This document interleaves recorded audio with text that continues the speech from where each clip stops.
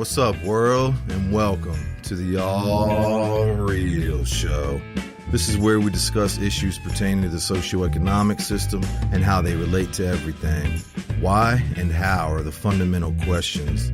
Answer them enough, you get to the truth. I'm your host, Alex. My guest today is an entrepreneur, author, speaker, and self-styled social engineer.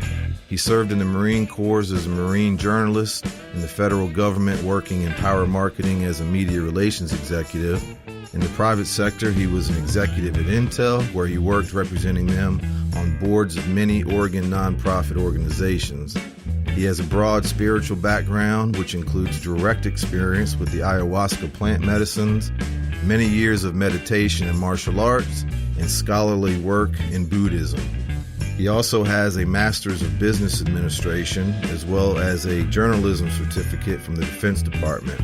He is the founder of Copiosis, a socioeconomic system designed to gently retire capitalism. Copiosis claims to offer humanity all of capitalism's benefits with none of its problems. He's here today to talk with me about it. Please welcome Perry Gruber to the show.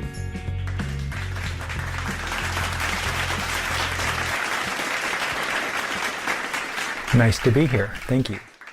Yeah, Perry, thank you very much for being here with me. I do really appreciate it. Copiosis is very, very interesting to me. We're going to cover it in detail. I know you've been working on it. You and at first and a team for years has been working on it. It's really exciting. And like I said, we're going to delve deep into it, what it is, how it works, why we need it, and how it can change humanity for the better. And, you know, I more and more people are understanding capitalism as a system is just not working. It's inefficient. It's wasteful. It's, you know, all these things. And there's so many of us working towards something better.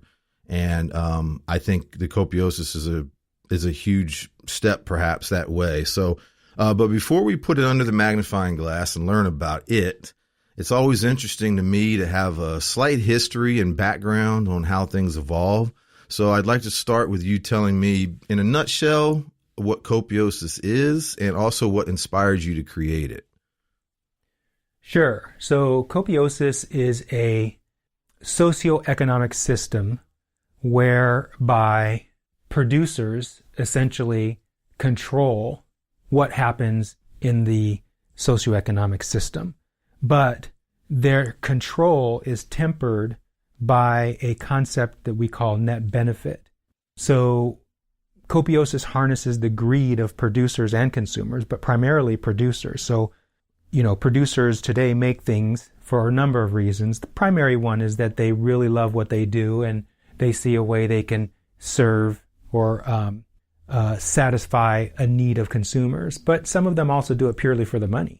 And so what Copiosis does with this net benefit system, this concept is it says, okay, producers, you can make whatever you want. You're free, just like any other human being on the planet. You're totally free to do whatever you want. But if you want to get financial rewards, you have to make your thing in such a way that it produces net benefit value.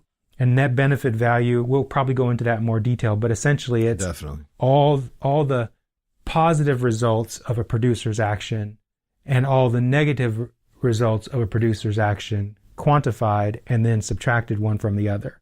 And if the positive results outnumber, so to speak, all the negative results, then the producer has produced a positive net benefit, and so they get rewards commensurate with that. So in Copiosis, producers are driven by net benefit to produce things that consumers want in ways that make the planet and people better off. And then when consumers consume those things, a net benefit is produced, and then producers get rewarded. So the producers are producing all the things that the consumers want in this particular way. Meanwhile, everyone who is a consumer, which is pretty much everyone on the planet, receives all their basic necessities at no cost to them. And they can receive them at no cost to them because producers are being rewarded by the system, by Copiosis. We have this algorithm that we're probably going to talk about in detail also. Definitely. And so while consumers are getting their food, clothing, shelter, education, and healthcare at no cost to them, the people who are producing those things are being rewarded with this financial incentive called net benefit rewards. And then the net benefit rewards can only be used to consume anything that is not a luxury or a capital, anything that is not a necessity or a capital good. And so producers are inspired to become rich because they see really great things that other producers are making that are designated as luxuries. The producers want to consume those luxuries, and the only way they can do that is by generating net benefit. The only way they can generate net benefit is to produce things for consumers that make people on the planet better off in conjunction with this net benefit concept. And that whole kind of circle that I just described is what makes Copiosis work. Okay. Yeah, well, we are definitely, I'm eager to get into it right now, but I would like to know also that's a big undertaking, obviously, to create all that, think of all that. I mean, what pushed you to that direction? What inspired you to do it? Yeah, this has been a lifelong trajectory, let me call it. And it started long before I knew Copiosis. It started when I was graduating from high school. My mom, who was a product of the capitalist system and a victim at the same time, encouraged me. Actually, she gave me an ultimatum that I had to get a job.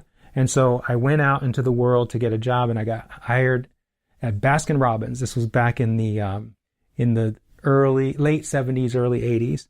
And Baskin Robbins was going to pay me, it was something like $1.75 an hour.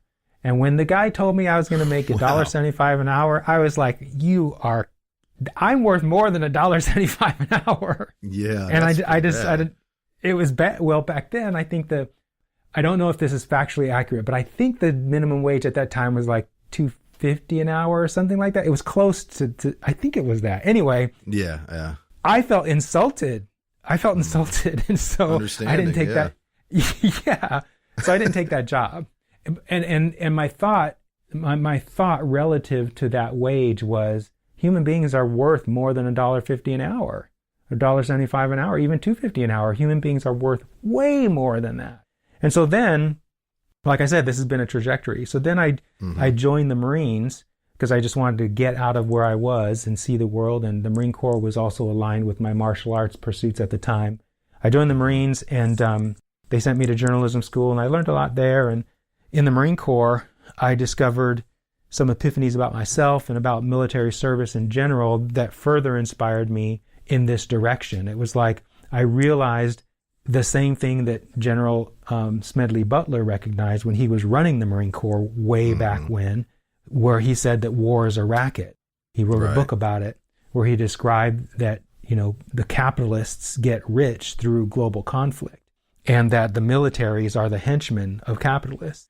And that became so clear to me while I was in the Marine Corps.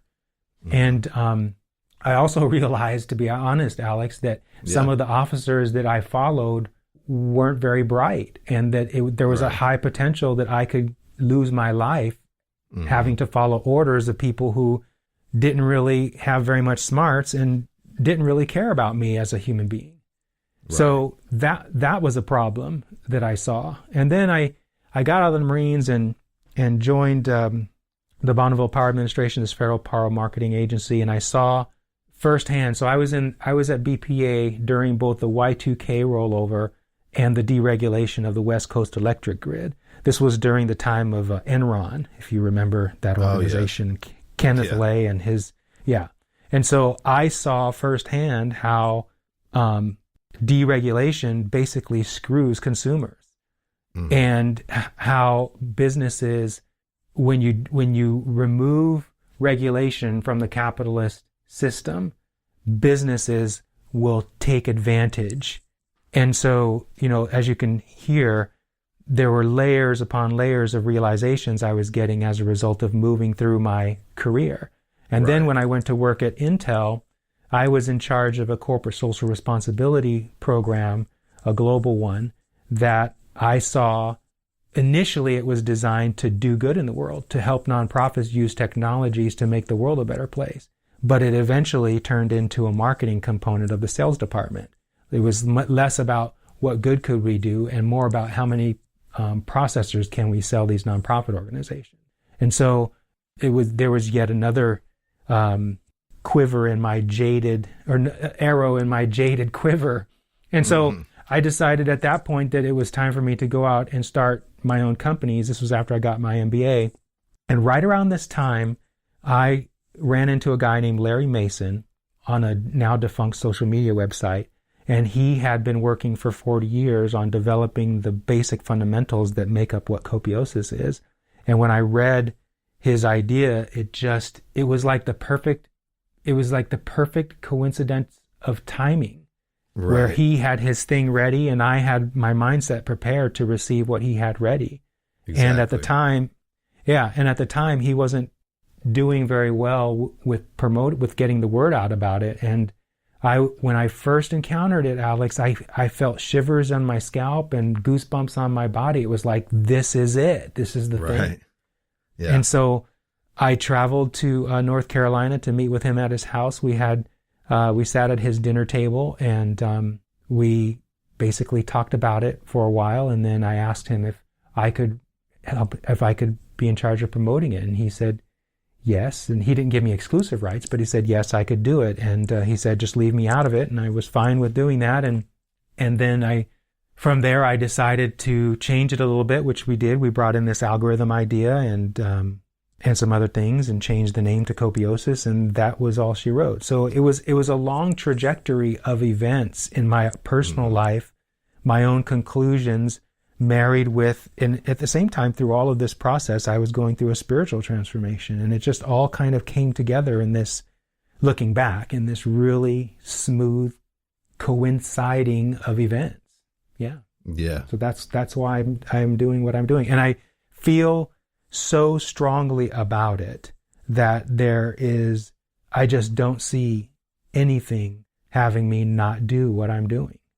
Right. I just feel that strongly that this is the thing for me to do. And the more time that passes, Alex, the more I realize, as I see the world around me shape to Copiosis, I realize that this was the thing I was meant to do. This and a couple of other things. But yeah, this is the thing. Yeah, very interesting. Obviously, well, for those of us who have thought about it, that your life shapes you, right? I mean, everything you go through shapes you in one way or another. And it is always interesting to me to, like I said, to hear that story and stories like that have led somebody to the point they're at in their life. Everybody is different, of course. So people, it's like I always say, the exact same thing can happen to me and you, and we're going to walk away from it differently.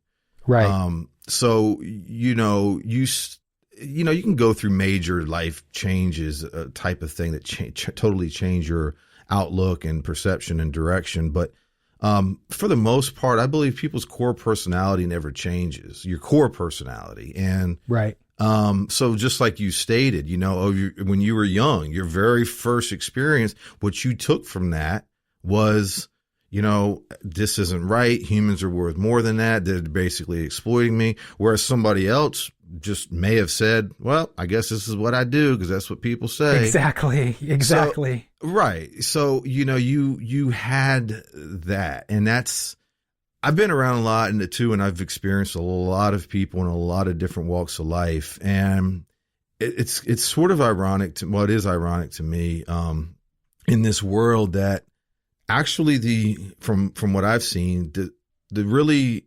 strongest and smartest and brightest people a lot of times get washed up in the system because it takes that, but regardless of all the things you're dealt, it is how you react to them. Right. Because you can't how do they say it? You can't make the world, but you can make your own world, Right. So yeah, that's really interesting to me. So you took the general ideas of that gentleman and shaped it to a more pronounced, if that's the word. Yep, that's a great word for it. Yep. Direction and idea. The algorithm, that's something I've always understood too, there's a lot of dynamics to this. I mean, like we touched on before, there's basically two main sides. There's physical and mental. So you have the ideas of a lot of these RBE type community of the ideas of the physical. But what you have to take into account is all the mental that goes with it. So, but yeah, let's talk about that algorithm, because I know basically what an algorithm is. It's essentially a mathematical formula. But in this case, talking strictly about copiosis, what is it and how does it apply in day-to-day, actions and transactions? Yeah. So the algorithm, so the algorithm is a math formula, but the key to remember is that copiosis, and some people who look at copiosis at first glance, or when they study it for a little while, they think that the algorithm is actually running the system, and it's not. People are running the system. And this volunteer organization called the Copiosis organization is the steward of the algorithm and the system overall. And steward is a big word in Copiosis, because there's no one is in charge of anything. People are free to come and go in the Copiosis organization or any other organization in Copiosis. And so to say that the Copiosis organization is the government that regulates the algorithm is an incorrect understanding of how Copiosis works. Okay. Everything that happens in Copiosis is a result of stewardship. So the algorithm works alongside the people who are stewarding the algorithm. And the people who are stewarding the algorithm ultimately are the members of the Copiosis economic system, the society. So, right. and that process, the process by which society stewards the algorithm, is kind of complex, and we probably should get into it so that people really understand that it is not the algorithm that runs society or even that rewards people, although as a direct mechanism it does do that. Society at large is doing the rewarding and using the algorithm as the pathway through which those rewards are quantified and then distributed. So with that being said, let's talk about the algorithm. So the algorithm is a math formula, and what it does is it looks at 7 or 8 categories of measurement and it looks at human actions through those categories. And the categories are, the first one is how many people are doing what the individual that we're looking at is doing. So a producer, let's say a producer is making ceramic bowls. So one of the categories that the algorithm looks at is how many other people in the world are making ceramic bowls of this kind. And then the second category that it's looking at is how many consumers are demanding such bowls. So how many people out there in the world are consuming such bowls. And then the third thing that it looks at is what are the resources that are being consumed in the production of these ceramic bowls? And are those resources renewable resources, or are they scarce or limited resources? And then the fourth thing that it looks at is what are the objective benefits that accrue to an individual human being when a ceramic bowl is consumed? And I put that in air quotes because no one's going to be eating the bowl, but what we mean by consumed is when someone actually uses those bowls. Right. So what are the objective benefits of that act? And then the fifth thing that the algorithm looks at is what are the subjective benefits that the bowl produces for the consumer? So this is a real-time input that a consumer gives as part of the algorithm, as part of the process of calculating using the algorithm to calculate net benefit. So it's a real-time feedback, kind of like a rating that the consumer gives on how much that person enjoys using that bowl. The sixth thing that the algorithm looks at is what is the region in which this producer's action is having an impact. And right now it's like the regions are, is it local? Is it regional? Is it national? Or is it global? And then the seventh thing that it looks at is what are the environmental impacts that this producer's action having on the environment? What are those impacts? So it looks at that. And then the last thing it looks at is with regard to this producer's action, how is that action contributing to human resiliency? which means to the degree that this person is doing this thing in the world, is it making humanity more able to respond to disasters and resist or be able to persist in the face of hardship or disasters or something like that? Or is it contributing to humanity not being able to do that? So is it making humanity stronger or is it making humanity weaker? Right. So those are the 8 categories that the algorithm looks at. And so, but the algorithm can't do that by itself. It needs data. It needs information from that's being used to measure. It needs information that comes from the measurement of the actions that are happening in the world. So there are people both inside the Copiosis organization and outside the Copiosis organization that are out there observing what's going on and collecting that information, and it's being fed into the software that then turns around and feeds the algorithm. And you can imagine that in an advanced society like ours, it's not just going to be human beings that are out there doing that. There's also going to be technology, sensors and cameras and other sort of electronic devices that measure things in the system. That information is going to be fed into the algorithm also. And so this information, it comes as information. It's not data yet, but the Copiosis organization, a subgroup of the Copiosis organization, takes that information and then turns it into data, which is organized along the ranges of each category in the algorithm. And we don't need to go into a lot of that detail because it gets kind of complex. But the point is that the information is indexed according to the ranges of each of the 8 variables. And when it's indexed, it turns into a number. And then that number is put in place of each of the variables in the algorithm, which makes the algorithm able to run. And then when it runs, a number comes out of that calculation. And that number is the amount of net benefit rewards that producer gets for the action that he or she has taken in the world. And if the result of the action persists, if the net benefit value that he's created from producing a bowl persists, so like if the bowl doesn't crumble, if it doesn't break, if it continues to serve its consumer, then the producer of that bowl continues to get MBR for that individual bowl. So if a producer who makes bowls produces 50,000 bowls a year in a sustainable way, and across all the algorithm variables, he produces net benefit. So long as those consumers that are consuming those 50,000 bowls continue to consume the bowls so that they continue to use them, the producer of those 50,000 bowls keeps on getting MBR. And if the producer decides to take bowls that are no longer being used and reconstitute them into something else and put those out into the market, that consumer gets NBR for that as well. Both the recycling of the bowl is a net benefit, and also the repurposing of the bowl is a net benefit, and also the consuming of the bowl is a net benefit.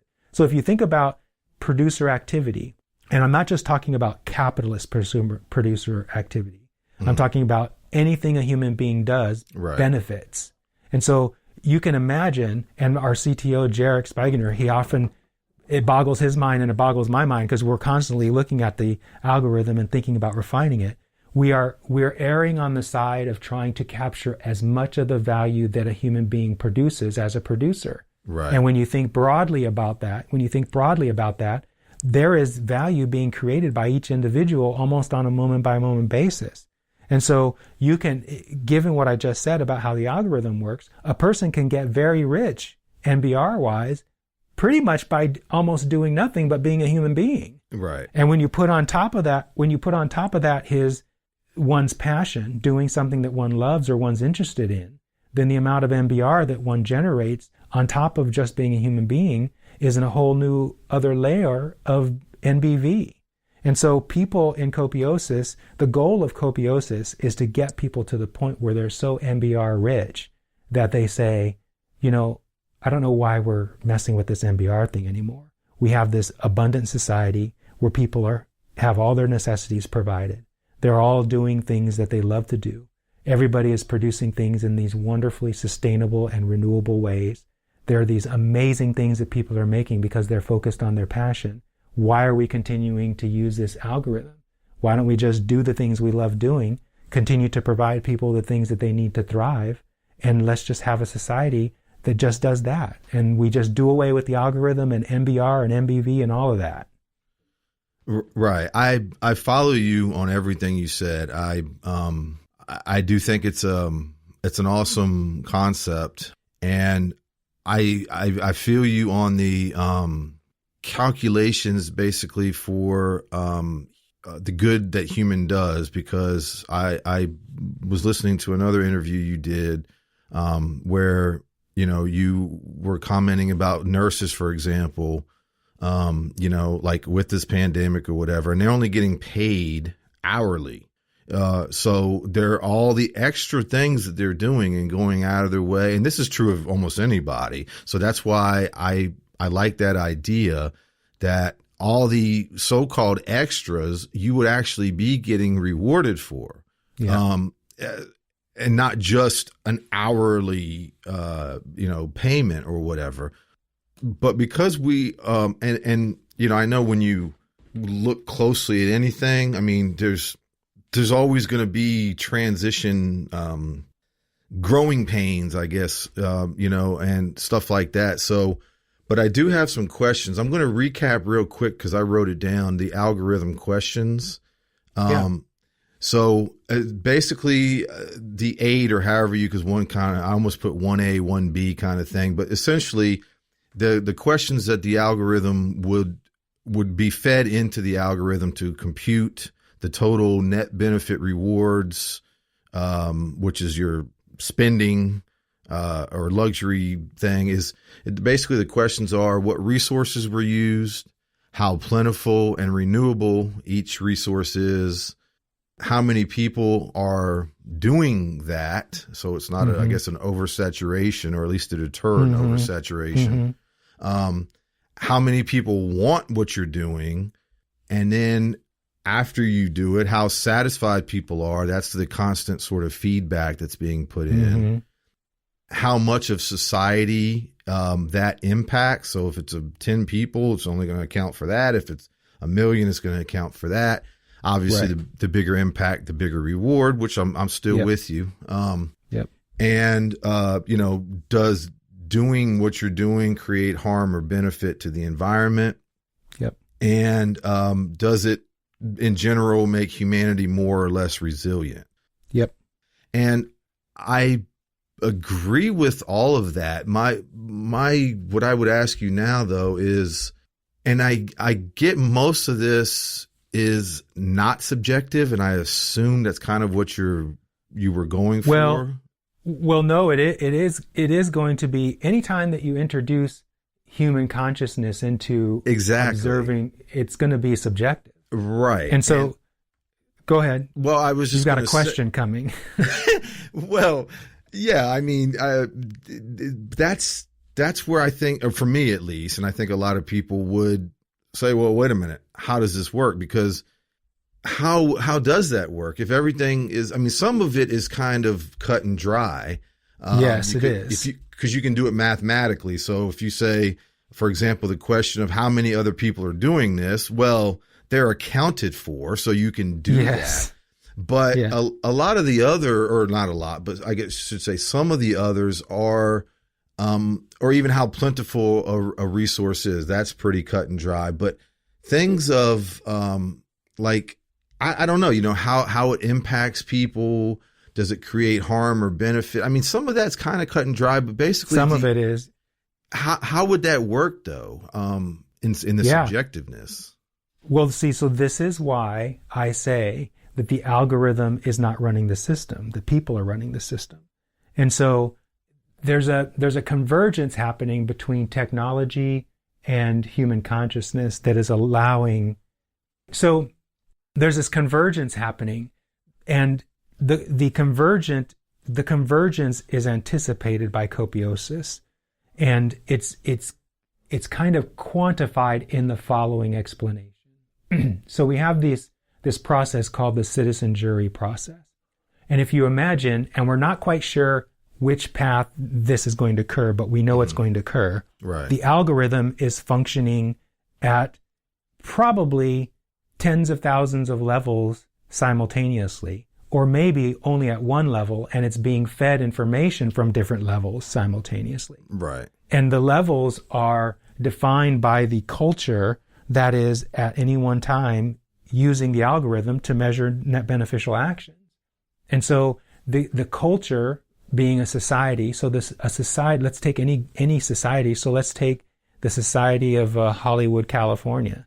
Okay. So in Hollywood, California, there's going to be a collection of values and morals and judgments, ideas that group of people, the Hollywood community, is going to, some they're going to want to support and some they're not going to want to support.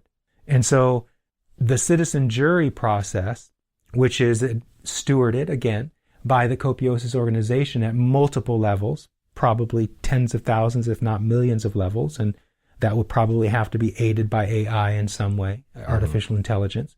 But this citizen jury process allows citizens at any given level of society to weigh in on what the variable values are going to be for a given action. And the people that want to weigh in on that process are free to weigh in on it. The ones who don't want to are free not to. Another way that could be done is through this new democracy system that's coming out that I hear, where if someone doesn't want to weigh in on an issue because they don't understand it, they can give their vote to another person who is spending more time on learning it so that they can make an educated decision. Mm-hmm. So the citizen jury process is a process by which a community, as a community, decides what these measurements are going to be. And so let's say, for example, in a citizen jury process, you have kind of like a Zoom call or some sort of virtual process that the members of society can tap into via their devices or at home on their TV. And they watch as experts give what we call witness testimony about the data that's being collected for a given action and what their expert testimony is on what the variable values should be and why. And the people who are participating in consuming these presentations, then at the end of the presentation, just like in a jury, like a legal jury, they get to decide what the variable values are going to be for that community. So every community gets an opportunity to participate in a citizen jury process where the community is deciding what the variable values are going to be. Now, the community includes both the consumers in the community and the producers in the community. And oftentimes, Alex, they're one and the same. You know, people who are producing are also consumers. So they are going to have, and also the Copiosis organization is open to anyone who wants to join it, and nobody is refused from being a part of it. Right. So the Copiosis organization also represents this cross-section of societies. So in essence, what's happening, to answer your question about the fungibility of the data is subjective because each community gets to decide. I got you. Well, so how would you sort of cordon off one community from the other? Kind of the way it is now, I guess, with just county lines and stuff.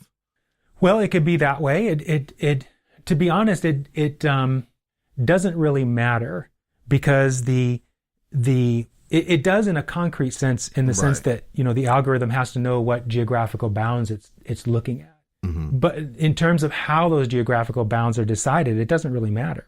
It's however the future society wants to do. I mean, I can't. Can you understand that I can't make that? I can't sit here in my house and say, okay, so in Azerbaijan, this region is going to be defined and the other region is not going to be defined. You know what I'm saying? Yeah. It has to be up to the local people to decide how that's going to happen. Well, this is, honestly, Perry, this is the whole Copiosis model, idea, concept. To me, it is very groundbreaking. It is, it's very forward thinking and it's very feasible, but like I said about kind of the growing pains of something, because I don't understand it. Yes, some of these questions I may ask, I get like what you just said, well, you don't know how that's going to get when it gets to that point, basically. It's like that's something we'll cross that bridge when we get there. So, I understand that, but because I don't know what you've sort of thought or, figured out yet, that's why some of these questions may be too forward, Well, no, I don't think they're forward at all. They're very good questions because people are asking these type of questions. Right. So let's talk about a near-term transitional step that might be realistic. Okay. So let's say that the United States decides to go copiosis. Right now, we have a process by which we have defined regions. Mm-hmm. Right? We have voting jurisdictions. I can't remember the real name for those things, but the districts. We have districts that people vote in. Those are very defined. We have states. We have counties. We have cities, right? Exactly. We have all these regional definitions. Right. And so why can't we just use those to begin with? Just to start. It's just to start. We start with where we're at. So let's say the United States decides to adopt copiosis as its new economic system, and we have this algorithm, it's ready to go, or some version of it, probably number 10 or maybe even 20, version 20.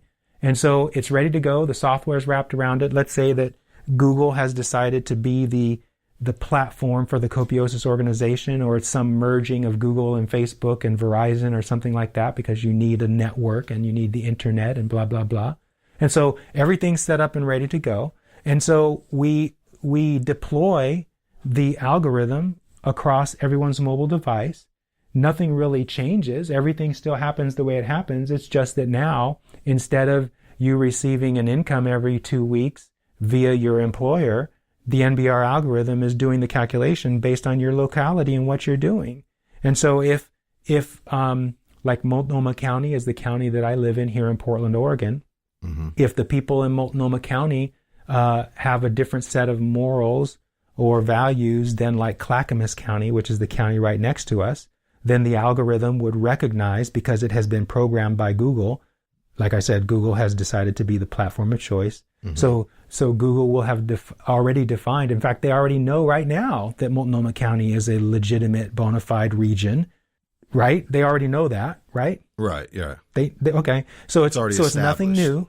Yeah, it's already established in mm-hmm. technology. So it's nothing new. So now all they have to do is build in the software parameters in the algorithm that recognize Multnomah County as one region and Clackamas County as a separate region. And we also know who lives in Multnomah County and who lives in Clackamas County, don't we? Right. Because tax and voting records show that.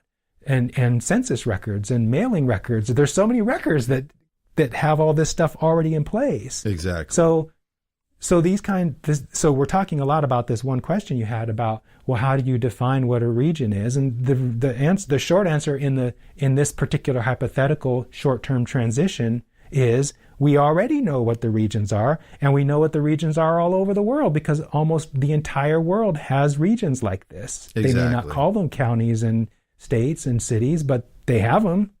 Exactly. No, I mean, honestly, even when I was asking, I was sort of thinking that in my head. But like I said, because you clearly have given the copiosis idea a ton more thought, than me. So I wanted to know if you had thought of that or whatever. But that's what's interesting to me also, is how close we already, as a whole species or whatever, how close we actually already are to transitioning. Because, oh my gosh. Yeah. Alex, we are so close. We're so close, aren't we, man? We're so close. If I was just looking at an interview with this doctor, I can't remember what his field is, but he is talking about the Internet of Things.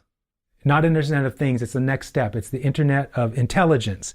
The Internet of Intelligence. Wow. Where he's talking about creating a web whereby AI is intelligent and able to interact with other AIs independent of humanity, thus becoming more autonomous, helpful right? Helpful to autonomous, yes, but also more helpful to humanity. He made the analogy of, so you had, in the old days, you had computers that were separate from one another, and each computer did its own thing for its own owner, but the computers weren't networked in any way. And he said, then came the internet, which allowed you to network the computers. But before the internet was available, most people were thinking, why would I want to connect my computer to your computer? My computer does this in aerospace, and your computer does this in bridge building or what have you. Mm-hmm. But once we had the internet and we connected all the computers, something emerged from it that was far greater than any individual computer. And so now he said, this guy, Dr. Brock, he's saying, why not connect AI systems in the same way? Because AI systems right now are where computers were before the internet. And since we've seen the emergence of something greater with connected computers through the internet, we will see something greater than any single AI when we connect AI in the same way. And as I was listening to him describing both the Internet of Things and the Internet of Intelligence, I recognized that he is talking about copiosis. Mm-hmm. And then the other day, I was listening to this other guy, Daniel Schmachtenberger, who was talking about emergent systems and how we need the philosophy behind emergent systems and how that's already in place. And he was giving these examples that were exactly what we talk about at Copiosis. So we are so close already to Copiosis because everybody, and this is why I think I got the goose pimples when I first encountered this, is that everybody has this in mind, Alex. Right. They just don't call it Copiosis. Right. So we've hit on something that everyone has in mind and is already heading towards. All we're doing is we're offering the transition platform. And this is what I've always said Copiosis is. It's a transition technology. And the importance of the transition technology comes in when you start thinking about the current wealth and how it is objectified in physical reality. Wealth is objectified in physical reality, and people are used to owning that wealth in objects. And so we have to figure out a way to honor the wealth that exists, because if you don't, the wealthy will not go along with any sort of transition that doesn't bring their wealth with them. Yes, that is very important too. I think for both, well, I know for both sides, for the wealthy and wealthier to understand, and for the less fortunate to understand, because the mental is, like I said earlier, it's basically 50% of this. I mean, it's literally half. But you can have the absolute best idea. There's nothing wrong with it at all. Everybody wins. But if people aren't on board or agree with it because of their preconceived ideas, notions, whatever, beliefs, you're going to obviously meet more resistance, more backlash. It's just going to. So I do think that is very, very important to somehow bridge that gap. And as far as this, I'm with you from what I understand of that, because to, like, people say, just erase all debt and all this. Well, on one hand, you can't do that. Right. On one hand, again, I see where they're coming from. I've thought it before. I don't know if I ever verbalized it, but I thought it, and I'm like, yeah, it's made up. It's bullshit. Just do away with it. But again, that sounds good. But when you put it in a practical sense, for somebody who's amassed a bunch of wealth, or even take it to another little step here that I think maybe would help some people understand, because people that are against, money, working for a money-free world and stuff like that, and I know you've stated this several times, and I agree. They basically demonize rich people. Yes. And I have my opinions with that, but aside from that, I think a lot of people miss the point that I know you've made also before is, okay, so if we do away with debt and all this stuff, well, what about people who have money invested like me? I've worked hard. I've done it, and I've invested some of my money into something. So if you just say, well, okay, everything debt is gone, well, then, what does that leave me with? But so I understand all that. Personally, my question out of that would be, I feel like debt and investment, when I heard you talk about that before, at least initially, it seemed like you kind of connected them. But for me, they are connected. Okay, see, and that's what I wanted to ask you about, because you used that example of, and I'm just trying to understand here for myself and for anyone else, of course, basically answer, like you said, questions perhaps pertaining to this. So I get on one hand, like I just sort of explained, how they're connected.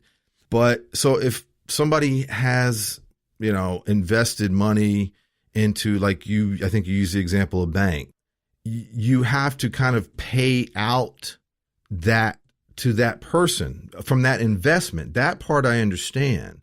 But where I'm kind of lost with that is why, I guess I should say, would we pay out to a simple financial institution, or like you also use the example of insurance company? Why would they get paid? Because let me say this. I understand the difference between this system and that system, and as far as how things are occurred and stuff like that. But the reality is a lot of these people, they didn't actually, and I don't mean people individually, but they didn't actually produce anything in this system. Well, which one what are you talking with regard to insurance? Well, insurance or bank, those are the two that I saw that you guys talked about. And I guess those are pretty understandable and relatable. So we could just use those as an example. Yeah. Well, but that's different. That's separate. And we do need to talk about it because people don't understand. Yeah. But, sure. but the other part about debt is really, is a separate matter and needs explanation also. So can we start there and then go over to insurance companies? Yeah, okay. Sure. So let's take a real simple example. Let's say that I really want to go to the complex example, but let's start with a simple example. Let's say that I want a car and I can't afford to pay the $15,000 or the $30,000 to own the car outright. So instead, I take out a loan. Now let's leave the bank aside for a second. Okay. So I take out a loan. So when I take out a loan, as the word implies, I'm borrowing someone else's money to own the car.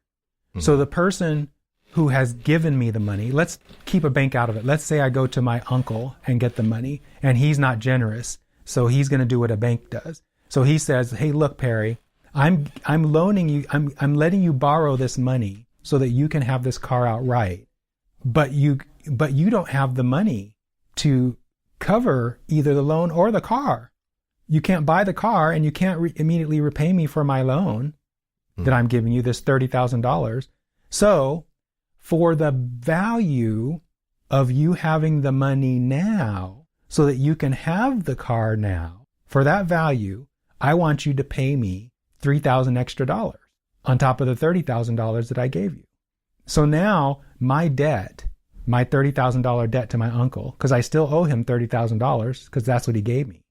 My debt to my uncle is not debt. It's income. It's $3,000 of income. That's how debt and wealth are connected. So when a high net wealth investor puts $10 million into a $100 million apartment complex, because the builder of the complex doesn't have $100 million laying around to build an apartment, that $10 million that the individual investor gave to the builder allows the builder to build an apartment they otherwise wouldn't be able to build because they don't have $100 million. Right. And go ahead. I just, and again, I don't want to get nitpicky with this, but my clarification lacks in that. Because what I like about Copiosis is that you have designed it to reward actual benefit, actual service, and correct. And that's what I like about, fast forward to the Copiosis. But where I'm lacking here explanation, I guess, is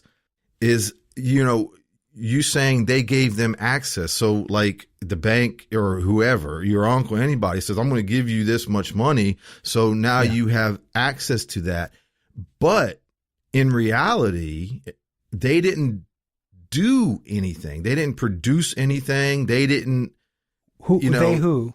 My uncle? Well, the uncle or the bank for that matter. So if I go, like you used the car example, if I go to the bank now and I say, "Hey, I can't afford a car," and they say, here's $30,000, you owe me $33,000 back because we are giving you this $30,000 to give you access to go get that car, but they didn't actually do anything. They didn't produce anything. They didn't do anything except give me a piece of paper that allowed me to go do that. So I don't see how that translates to actual value. Yeah. So there's two answers to that. The first one is this: they did produce the value, and the value is the entire framework that allows the manufacturer of that car, that $30,000 car, to produce the car, because in this system it costs money to produce anything. And so when that car rolls out of the assembly line and sits on the car lot that you're looking at buying, where you're looking at buying it, somehow the cost of producing that car has to be covered in money. The costs need to be paid for. And so the bank...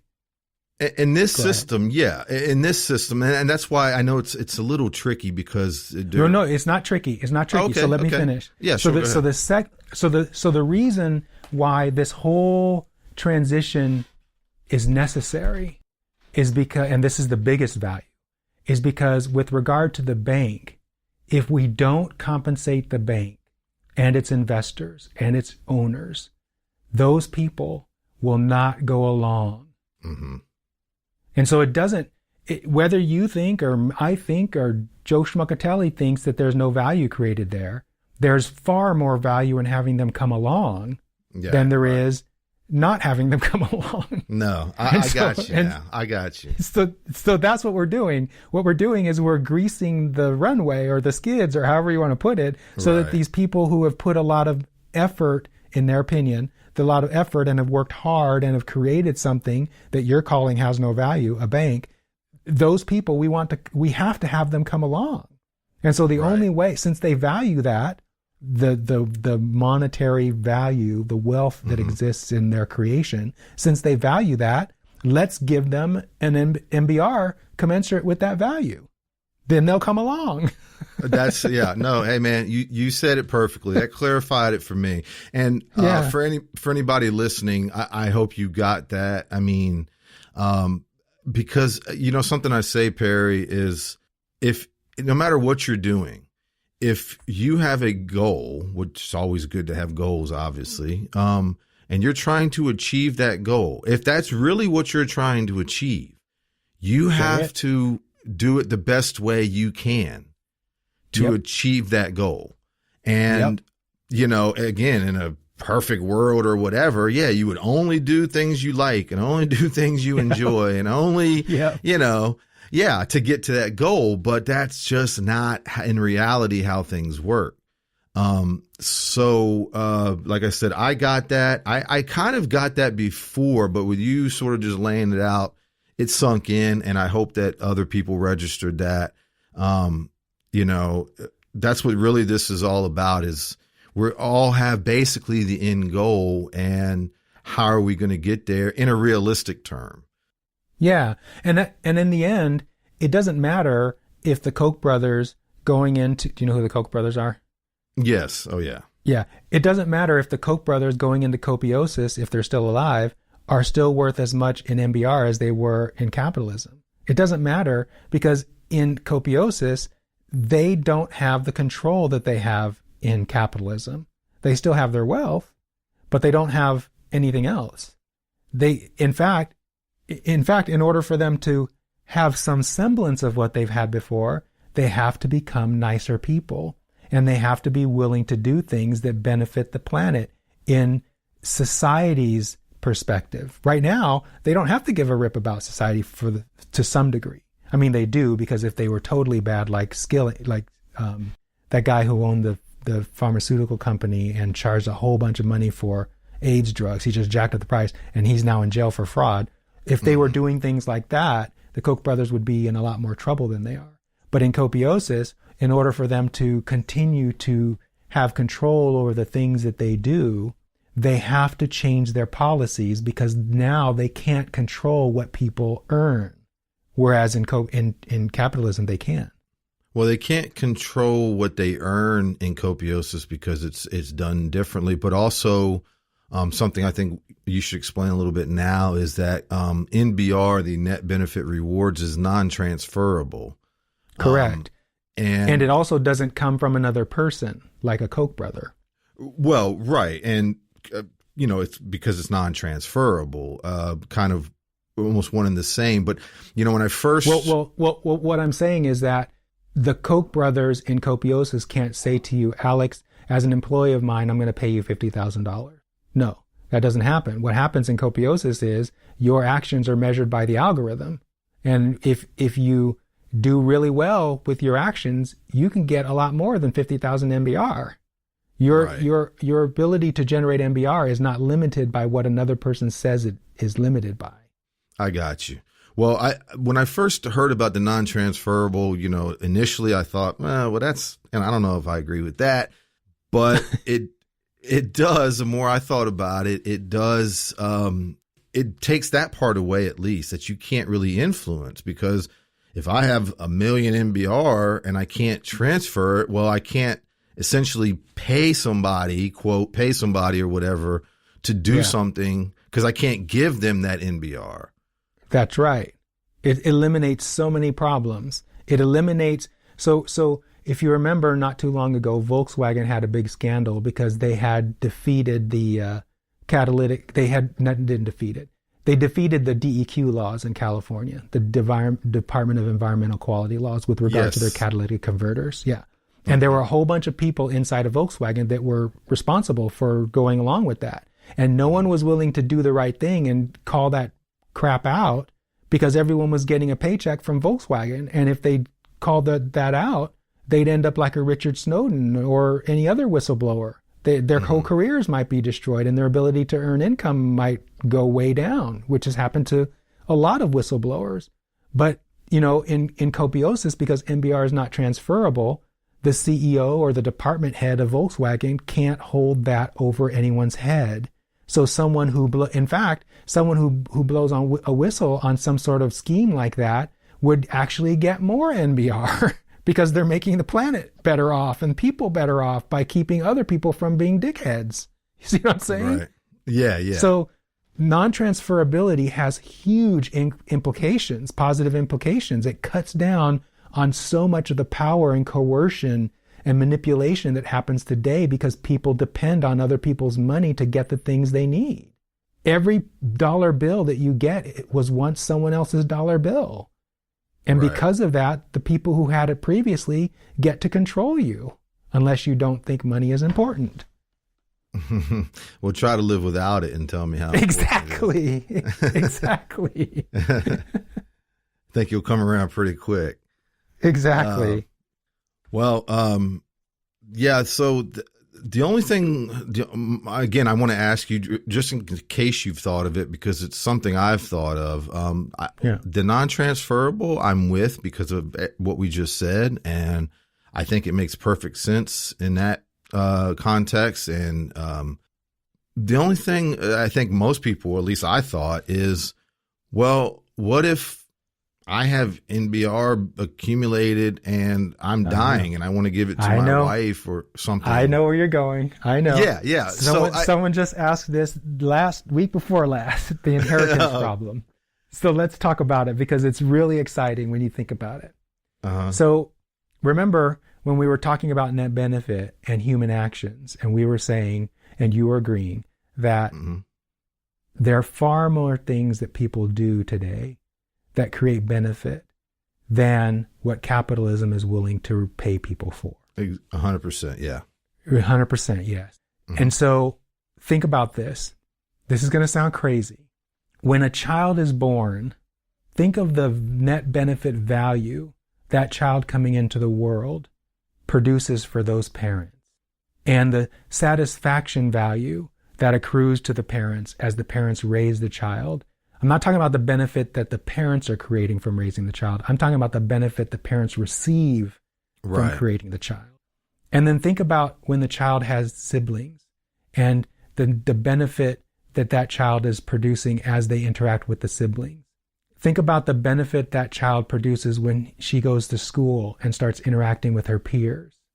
And how when a child is born into Copiosis and they understand the net benefit concept, how that child, recognizing that they're getting rewarded for being someone who benefits others, might change their behavior in school, for example.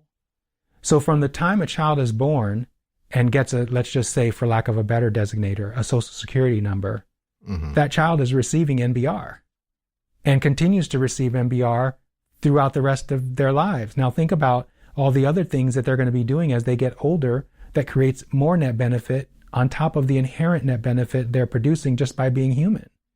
By the time they get up to like 35 or 40 or 50, why the heck do they need your NBR?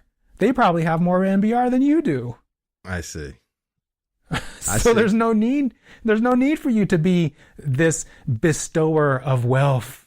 Right. Evidenced by your inheritance distribution. And on top of that, I don't know what the ratio is, but it is common knowledge among the wealthy that inheritance often, I'm going to put it mildly, has a negative impact on the receivers of that inheritance. That's true. So yeah, even in this area, non-transferability has huge benefits. Well, again, by you explaining it like that, I got you. Because essentially you're accumulating net benefit rewards all throughout your life. So, there would be no need or no reason to how to do that. And of course, that's me thinking in this mindset. In the capitalist system, right. Yes.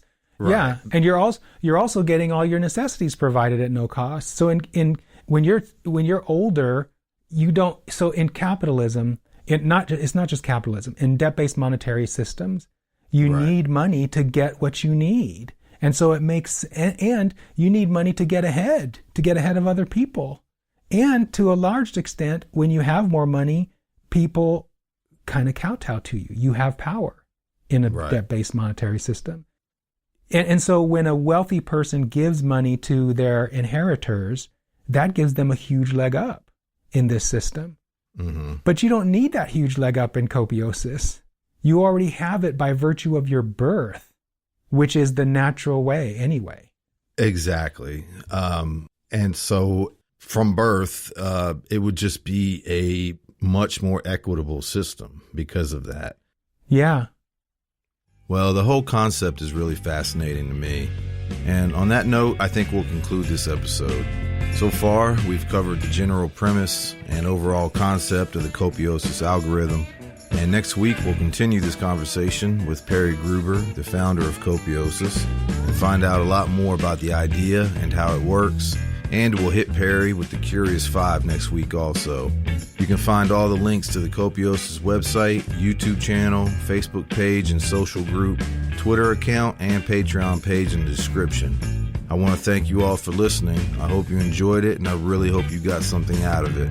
That's what this is all about for me, trying to inform, educate, and inspire people. The sooner people realize the veil of lies we've bought into and that we already possess all the knowledge, resources, and technology we need for sustainability and abundance for everyone, the sooner the transition can start. Please feel free to email, follow, share, comment, like, subscribe. I welcome any and all feedback or support. And I hope you'll tune in next week for another episode of the All Real Show. We are